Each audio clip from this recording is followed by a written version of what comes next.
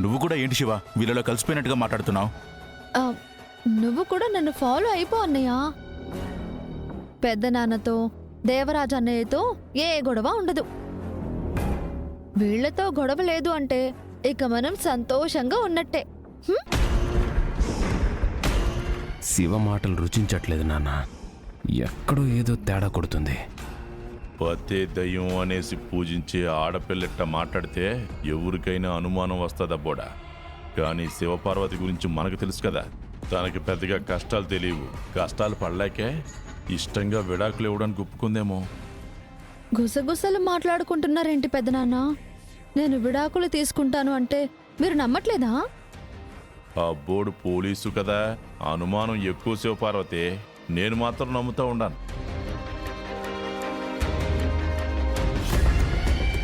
ఆ నమ్మకమే కరెక్ట్ కాదంటున్నాను నాన్న. శివపార్వతి ఉన్నంత వరకే ఆ గంగగాడు ఎగిరెగిరి పడతాడు. శివ తన పక్కన లేకపోతే బొక్క బోర్ల పడతాడబ్బోడా. కష్టం వస్తే సెల్లెళ్ళు మహా అయితే ఏడుస్తారు, కానీ గంగగాడికి సహాయం చేయలేరు. అదే శివ అయితే కష్టానికే కష్టం తీసుకొస్తుంది. ముందు వాళ్ళని ఎడగొట్టే మార్గం ఆలోచించు. సరే, నీ ఇష్టం. గంగా బావ ఇంటి పేపర్లు ఇచ్చేస్తే విడాకులు ఇచ్చేస్తాను పెద్దనాన్న. వదినా, ఒక్కసారి ఆలోచించు వదినా. ఆలోచించే ఈ నిర్ణయం తీసుకున్నాను నాగవల్లి. గంగా బావ పక్కన నేను ఉండకపోయినా పర్వాలేదు. మీ అక్కలు చెల్లెళ్లతో పాటు గంగా బావ కూడా నీడలో ఉండాలి. మీ అమ్మ కట్టించిన ఇల్లు మీకు కాకుండా పోతే గంగా బావ ప్రశాంతంగా ఉండగలడా? చెల్లెలని రోడ్డు మీద ఎంతసేపని ఉండనిస్తాడు? తనకే ఇలా జరిగిందని ప్రతి క్షణం కుమిలిపోతూ ఉంటాడు. అందుకే నేను మీ అన్నయ్యకి మంచిగా చేస్తున్నాను, అర్థం చేసుకో. ఎవరైనా తన కూతురు కాపురం బాగుండాలనేసి చేతనైనా సాయం చేస్తారు నాన్న. నువ్వు వాళ్ళకు కష్టాలు తెచ్చిపెట్టిందే కాకుండా సొంత తమ్ముడు కూతురునే విడాకులిచ్చి జీవితం నాశనం చేసుకోమంటున్నావు. ఈ పాపం ఊరికే పోదు నాన్న. రేయ్, ఏంట్రా నాన్నని భయపెడుతున్నావు? మేమేమైనా కావాలని ఇదంతా చేస్తున్నావా? గంగతో ఉన్నన్నాళ్ళు శివ కష్టాలు పడుతూనే ఉంటుంది.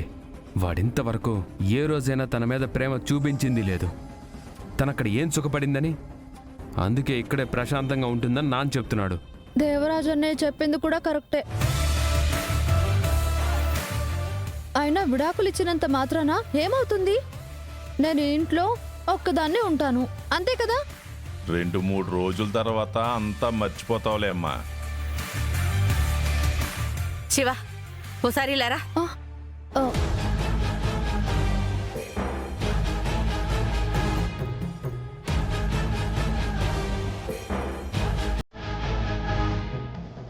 ఏంటే, నీకు అసలు బుద్ధుందా లేదా? ఎందుకు ఇలా చేస్తున్నావు? నన్ను ఇక్కడికి ఎందుకు తీసుకొచ్చావు పెద్దమ్మా? నేను పెద్దనాన్న వాళ్ళతో మాట్లాడాలి.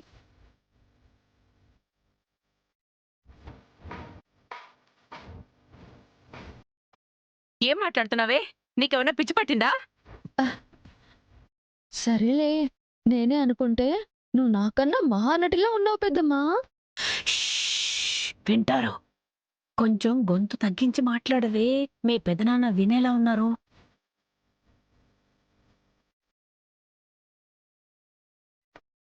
ఏం లేదులే, అప్పుడప్పుడు గట్టిగా మాట్లాడదాం. మన పని మనం కానిద్దాం. అలాగే. త్వరగా కానివ్వు. పెద్దమ్మా, నువ్వు నాకు ఎంత చెప్పినా సరే, ఎంత బుజ్జగించాలని చూసినా సరే, నేను మాత్రం ఇక్కడే ఉంటాను. నా మొగుడింటికి వెళ్ళను. గుళ్ళోనో చెట్టు కిందో ఉండాలంటే నాకు నచ్చదు.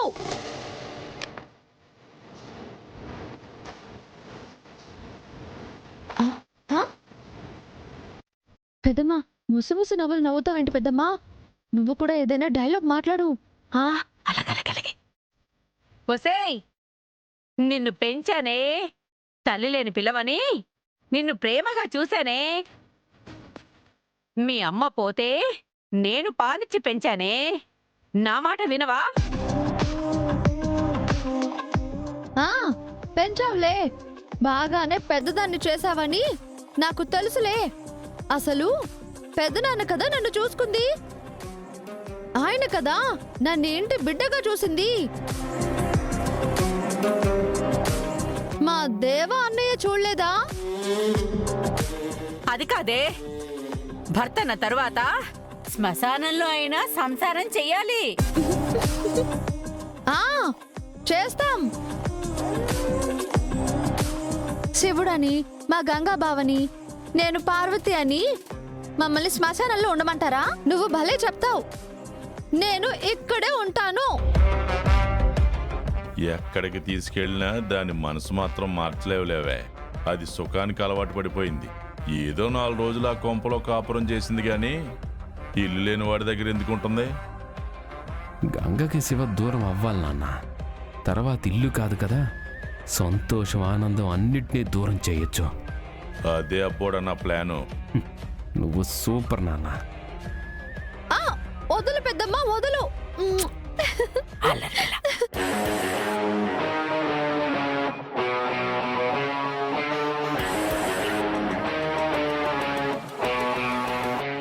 ఒంటరిగా ఎందుకుంటాను? మా ఫ్రెండ్స్ అంతా కలిసి ఇక్కడే హ్యాపీగా ఉంటాం. అక్కడ నేనెందుకుంటాను? నాకు ఇల్లు లేదా? నేను చెప్పింది నిజమే కదా పెద్దనాన్న? మీ పెద్దమ్మ మాటలంటే సుఖపడలేవమ్మా. అందుకే నాతో పాటు నా స్నేహితులు కూడా ఉంటారు పెద్దనాన్న. స్నేహితులు ఎవరు? ఎవరో ఉన్నారులే అన్నయ్య. గంగాబావ మీద నేను ఎన్నో ఆశలు పెట్టుకున్నాను. ఇప్పుడు ఆ ఆశలు అడియాసలు అయ్యాయని తెలిసి పదే పదే నాకు గుర్తుకు రాకూడదు అంటే నా పక్కన ఫ్రెండ్స్ ఉండాలి.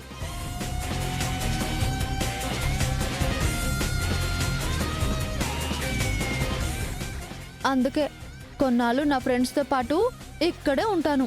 దీనికి ఒప్పుకుంటే నేను డివోర్స్ ఇవ్వడానికి రెడీ. బ్రహ్మాండం. ఎంతమందిని తీసుకొస్తావో తీసుకురామ్మా. ఇక్కడ వండి పెట్టడానికి తిరుపతి నాగవల్లి ఉండారు కదా, వాళ్ళకి ఏ లోటు రాకుండా చూసుకుంటారు. నువ్వు ఆ విడాకుల సంగతి ఏందో చూడు. ఈ దెబ్బతో గంగగాడికి బుద్ధి రావాలి. అలాగే తీసుకొస్తాను పెదనాన్న. శివ, నువ్వేం చేస్తున్నావు నీకైనా తెలుస్తుందా? వదినా, తొందరపడి నువ్వేం నిర్ణయం తీసుకోకు. అన్నయ్య గురించి నీకు తెలీదు. నమ్మితే ప్రాణమిస్తాడు. ఒక్కసారి తన మనిషి కాదు అనుకున్నాడంటే తర్వాత నీ మనసు మారినా అన్నయ్య మనసు మాత్రం మారదు. నాగవల్లి, నేను ఏదైనా ఒక్కసారే చెప్తాను. నేను ఒక్కసారి చెప్తే 100 సార్లు చెప్పినట్టే. నా నిర్ణయం మారదు.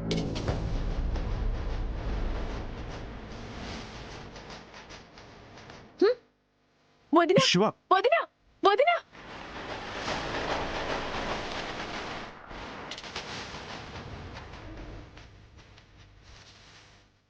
శివ వదిన వెళ్ళిపోతుంది. నువ్వైనా చెప్పొచ్చు కదా అత్తయ్య. ఇందాక నుంచి చెప్తూనే ఉన్నాను, ఎవరి మాట వినేలా లేదు నాగవల్లి. మొత్తానికి ఆశ చూపించి శివని కూడా తన వేలుతో తన కంట్లోనే పొడుచుకునేలా చేశారు కదా నాన్న. మేము 1,00,000 అంటాం వీర్రాజు. ఆ మాత్రానికే శివపార్వతి తల ఊపిందంటే అక్కడ ఎన్ని ఇబ్బందులు పడి ఉంటది. అందుకే ఇక నుండి గంగ ఇబ్బంది పడతాడు, కానీ శివ మన ఇంట్లో సేఫ్గా ఉంటుంది.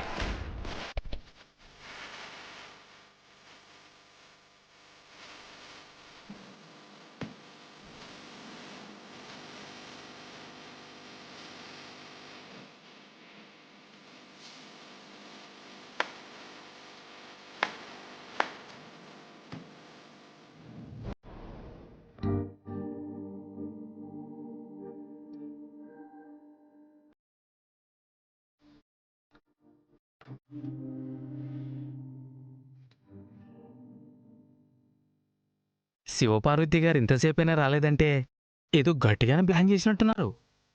ఏం ప్లానో ఏంటో, ఇంతసేపు వదిన కోసం కళ్ళు కాయలు కాసేలాగా ఎదురు చూసాం.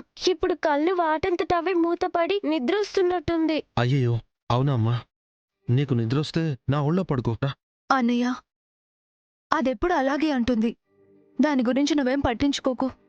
అది కాదమ్మా, మీకు కూడా నిద్రొస్తే విశ్రాంతి తీసుకోండి. ఏమండి, మీ ఒడినే గుడి చేశారు కదండి. మీ చెల్లెల మీద మీకెంత ప్రేముందో ఇప్పుడు అర్థమవుతోంది. ఈ కష్టాలేమీ నాకు కొత్త కాదు వెంకటపతిరాజు గారు. కానీ ఎప్పుడు నా చెల్లెళ్ళకి ఇలా బయట ఉండే దుస్థితి రాలేదు. నువ్వు మా దగ్గర ఉంటే అదే చాలన్నయ్యా. దేవుడి సన్నిధిలో ఉన్నామనుకుంటాం.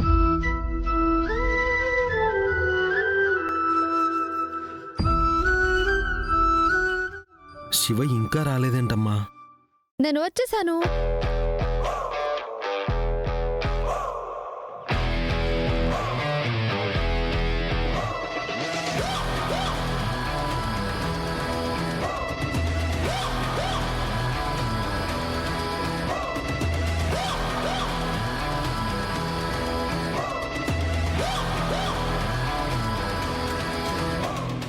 ఇంతసేపు ఎక్కడికెళ్ళావు వదినా? మనం తల దాచుకోవడానికి ఏదో ఒక మార్గం ఆలోచిస్తాను అన్నాను కదా, ఆలోచించాను. అదేదో ఇక్కడే ఆలోచించొచ్చు కదా వదినా. ఎక్కడ దూరంగా వెళ్ళి ఆలోచించాలా?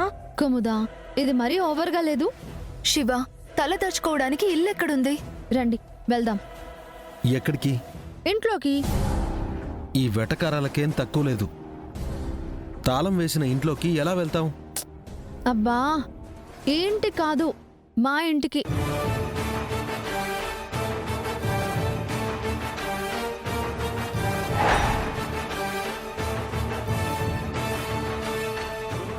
నువ్వంత దూరం వెళ్ళి ఆలోచించింది ఇదా? ఈ ఇంట్లో ఉంటేనే మమ్మల్ని ఇన్ని ఇబ్బందులకి గురి చేస్తున్నారు. ఇక ఆ రాక్షసులుండే దగ్గరికి రమ్మంటున్నావు. అవును వదినా, మేమక్కడికి వస్తే మా పరిస్థితి పెనం మీద నుండి పొయ్యిలో పడ్డట్టే. అందుకే ఎవరో నలిపేస్తే నలిగిపోయే అప్పుడల్లా ఉండకూడదు. మనం ముట్టుకుంటే కాల్చి పారేసే నిప్పులా ఉండాలి. అక్కడికి వెళ్ళి మా పెదనాన్న వాళ్ళకు కూడా మంట తెలిసేలా చేయాలి కదా. శివపార్వతి గారు, మీరు భలే చెప్పారండి. ఇందాక అమ్మోరులా కనిపించారు, ఇప్పుడేమో మీరు వీర వనితలు ఆలోచిస్తున్నారు.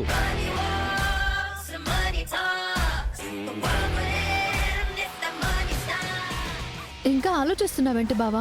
సావిత్రి అత్తయ్య కట్టించిన ఇంట్లో నుండి మనల్ని గెంటేశాక నువ్విలా ఢీలా పడిపోతే ఎలా? మా పెదనాన్న వాళ్ళు ఇంకా ఎక్కువ చేస్తారు. నీ ఆవేశం వాళ్ళు చూడలేదు. కనీసం మనం పెట్టే టార్చరు నీ తెలివితేటలైనా వాళ్ళకి చూపించాలి కదా. వెళ్దాం పదండి. అలాగే శివ.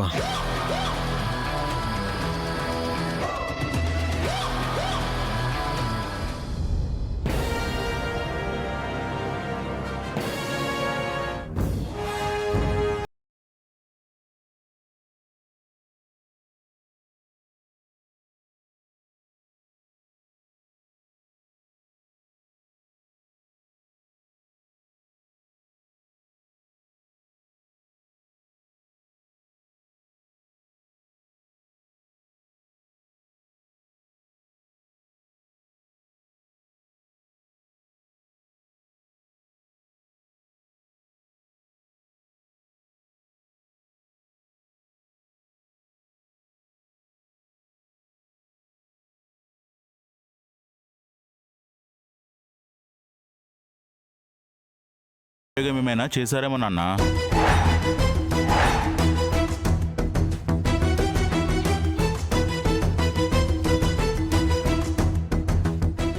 ఏంది తిరుపతి, చిన్నోడు చెప్పేది నిజమేనా? కంగారు పడకండి, అసలు మేము ఇంకా వంటే మొదలు పెట్టలేదు.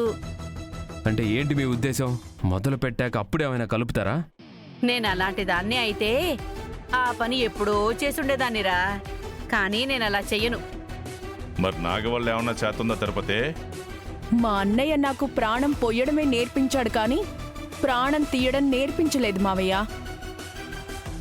లేదంటే మీకు భూమి మీద ఎప్పుడో నూకలు చెల్లిపోయేవి. ఏయ్, ఏంటి నోటుకొచ్చినట్టు మాట్లాడుతున్నావు? మేనల్లుడు అక్కడ వీధిని పడి ఇబ్బందులు పడుతున్నాడని బాధపడిపోయి మొహం మెలమెలా మెరిసిపోతుండదేంది తిరుపతి? ఏం జరుగుతూ ఉండదు? ఇంకా ఏం జరగలేదండి. శివ ఫ్రెండ్స్ వచ్చేస్తే అప్పుడు ఆట మొదలవుతుంది. మీకేమైనా పిచ్చి పట్టిందా ఏంది? పిచ్చి కాదండి, ఆటలు ఆడుకుంటామని చెప్తున్నాను. అవునత్తయ్య, వాళ్ళు వచ్చేంత వరకు మనం అష్టచెమ్మ ఆడదామా? అంతవరకు పనేం లేదు కదా, వెళదాం పద. ఏదైనా ఉన్నా మామయ్య వాళ్ళే చూసుకుంటారులేండి అత్తయ్య. వాళ్ళొచ్చేలోపు మనం కనీసం 2-3 ఆటలైనా ఆడుకోవాలి. ఆగండి. ఇంతగా చెప్తా ఉండా ఆటలాడుకుంటామని అంత తీరిగ్గా చెప్తా ఉండారు. ఇప్పుడే బాగా ఆడుకోండి వదినా, మళ్ళీ ఇలాంటి సమయం రావడం చాలా అరుదు. హే నాగవల్లి, మాంసం వండి పెట్టమని చెప్పాం, వంట వండి పెట్టకుండా ఏంటి ఆటలు? మీకిష్టం వచ్చినట్టు మీరుంటే మాకు నచ్చినట్టు మేము ఉండాలి కదా బావా. మేమిట్టా వస్తే మీరు అట్టా వచ్చారన్నమాట. కానీ నాగవల్లి, మీ ఆటలు మీరు ఆడుకోండి, మా ఆటలు మేము ఆడుకుంటాంగా. వాళ్ళు అష్టాచెమ్మ అన్నా అందంగా ఉంటుంది నాన్న, మీరు ఏ ఆట ఆడినా అది చూడలేం. వాడన్నేసి మాటలంటుంటే నోరు పెగలట్లేదేందబ్బోడా.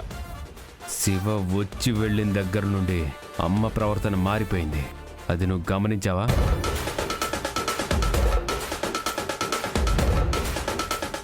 అవునరా అబ్బోడా. శివయమంది స్నేహితుల్ని తీసుకొస్తానందే. వాళ్ళంతా వస్తే మనకు ఖర్చులు పెరిగిపోతాయి కదన్నయ్య, అది తట్టుకునే శక్తి మీకు లేదని వదిన వల్ల ఆనందం అనుకుంటా. ఓన్లే అబ్బోడా, శత్రువుని దెబ్బ కొట్టినాక కోడికూర వండుకుని తినేద్దాం అనుకున్నాను. శివ తీసుకొచ్చే స్నేహితులకు కూడా పెట్టేద్దాం.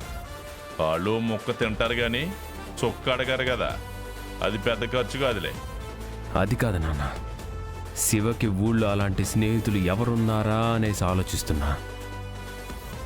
వచ్చేసాం, మేమొచ్చేసాం.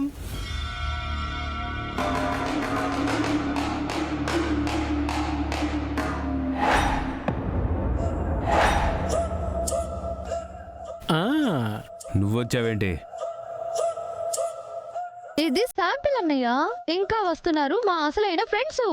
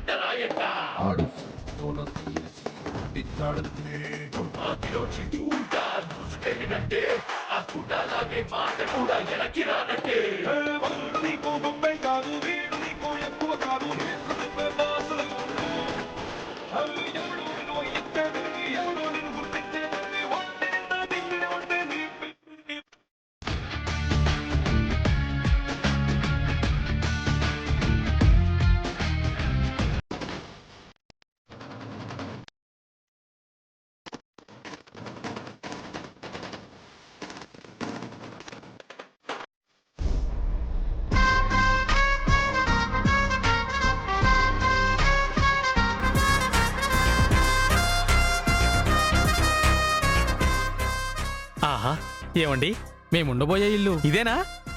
అవునండి, మీ ఇష్టం ఉన్నన్ని రోజులు ఇక్కడే ఉండొచ్చు. అసలు ఇక్కడే సెటిల్ అయిపోయినా నేనేం అనుకోను. అయ్యో బ్రహ్మాండం. వదినా, ఇల్లైతే సూపర్. ఏయ్, వీళ్ళ నీ ఫ్రెండ్స్? అనవసరమైన డౌట్లు అడగడం మానేసి ఇంటికొచ్చిన అతిథులకి మర్యాద ఇవ్వడం నేర్చుకో అన్నయ్య. అన్నయ్య బాగున్నారా? మేం బాగున్నామమ్మా. మీకు ఇల్లు దొరక్కపోతే ఏదైనా బడో గూడో చూసుకుని అందులో ఉండమని చెప్పాను కదా గంగా. నేరుగా ఇక్కడికెందుకు వచ్చినారు?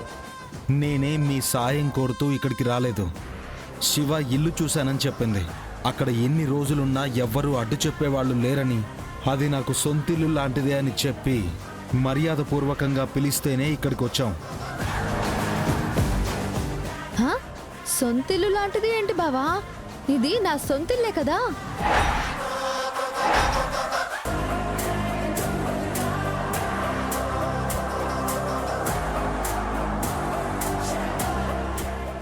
ఇది నీ సొంతిల్లేంటి?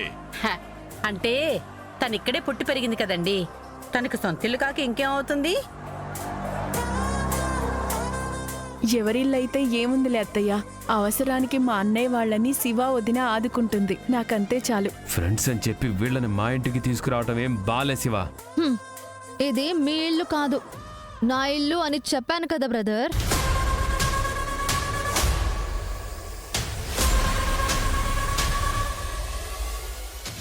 శివ, ఇది నీ ఇల్లా?